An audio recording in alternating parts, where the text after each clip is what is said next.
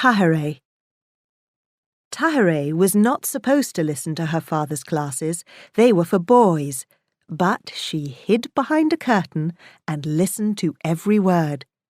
Even though she was a young girl, when she disagreed with something he said, she boldly challenged him in front of hundreds of students. He must have been surprised, but even so, he gave her permission to join in, if she kept hidden behind the curtain. A girl's face was not supposed to be seen in public. Tahirih's father was a highly respected teacher of religion, and although most women in Iran at that time couldn't read or write, he educated the women in his family. Tahirih excelled them all and was always thirsty to learn as much as she could. Her father wished she had been born a boy. Then she could have been a brilliant and famous religious teacher and made the family proud. As she grew older, Tahirih grew into one of the most beautiful women in Iran. She wrote exquisite poetry, and people spoke of her rare and wonderful genius. She loved books and read everything she could.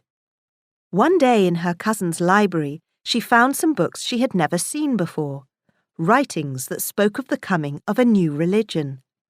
That religion is known today as the Baha'i Faith, and millions of people follow its teachings. Tahirih asked if she could borrow the books, but her cousin feared that the modern thinking in the books would anger Tahirih's father, who had very traditional views. But Tahirih thought the teachings were wonderful, and her heart thrilled to read them.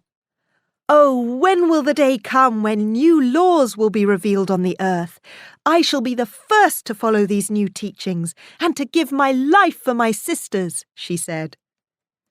Tahirih travelled and told everyone she could about the teachings she had discovered and the ideas they spoke about. It was a new understanding of religion. In those days in Iran, it was very unusual to hear a female voice outside the women's quarters of the home. So while she spoke to the crowds, again, she had to sit behind a curtain while she talked, so no one saw her face.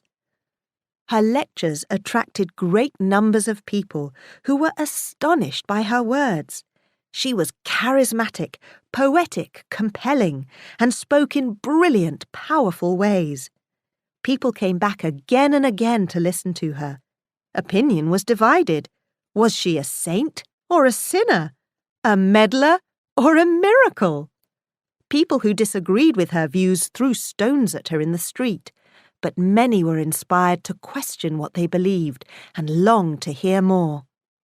The men in her family were furious with her and wanted her to stop talking about these new ideas. They said she would bring disgrace to the family. Her father loved her dearly and believed in her brilliance, but completely disagreed with her point of view. As a woman, her self-confidence and audacity were unusual for the time, and her religious views considered so challenging that she was often imprisoned. Tahirih desperately wanted to go to a conference where people who also believed in the new teachings could discuss them.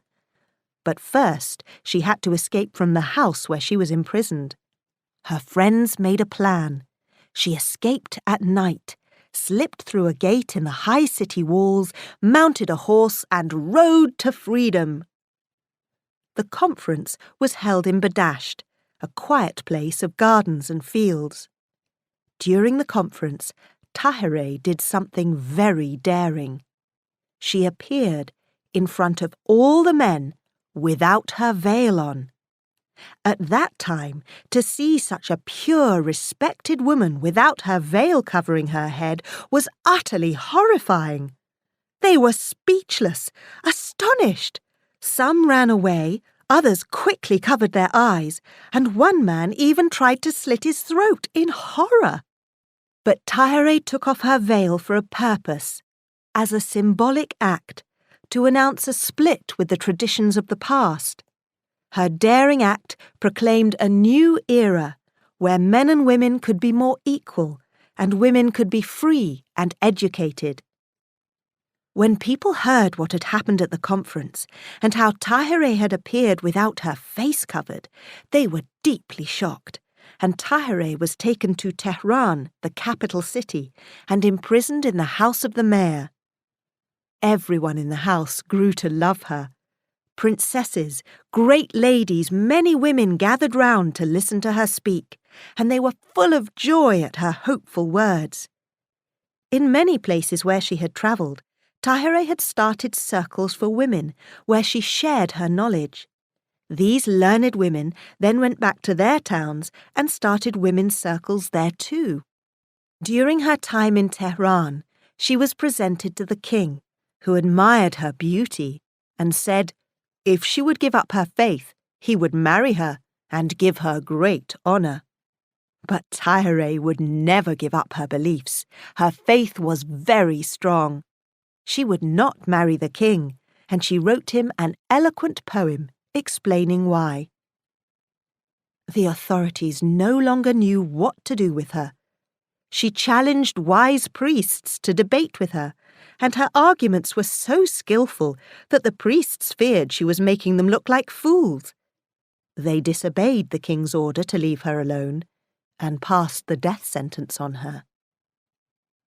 The night the guards came, Tahirih looked more beautiful than ever. She was dressed in an elegant white silk gown like a wedding dress and wore a delicate perfume of roses. She had spent most of the day praying. They took her on horseback to a garden, strangled her with a silk scarf, and threw her body into a well. Before she died, she cried out, "You can kill me as soon as you like, but you cannot stop the emancipation of women."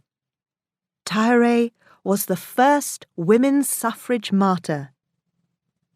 At a time and in a country where most women could not read or write, she excelled the most learned of men with her intellect. Where women were rarely seen outside the home, she travelled. And where no woman's voice was raised, she spoke. Today, millions of women all over the world are speaking out, calling for the education of girls and the equality of men and women. Tahirih worked for the freedom of her sisters by freeing herself and showed what a woman could do by doing it.